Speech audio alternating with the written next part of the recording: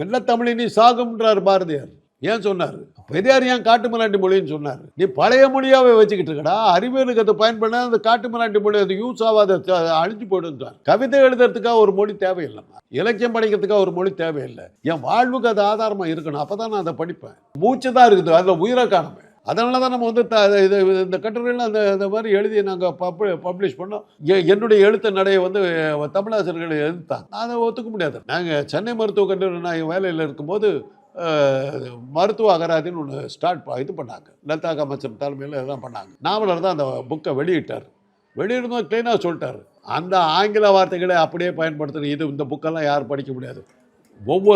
எந்த புது கண்டுபிடிப்பும் தமிழ்நாட்டில் இந்தியாவில் நடக்கலை. நமக்கு இருக்கிற பிரச்சனை என்னென்னா, அலோபதி மெடிசனை பொறுத்தவரையிலும் ஒரு புது ஆராய்ச்சி கூட, ஒரு புது இது கண்டுபிடிப்புகள் கூட இந்தியாவில் நடக்கலை. எல்லாமே ஐரோப்பிய நாடுகள், அது பூராவும் இங்கிலீஷில் வருது. அப்போ இங்கிலீஷ் தெரியாமல் என்ன பண்ணுவீங்க? இன்னைக்கு என்ன நடக்குதுன்னு என்ன தெரியும்?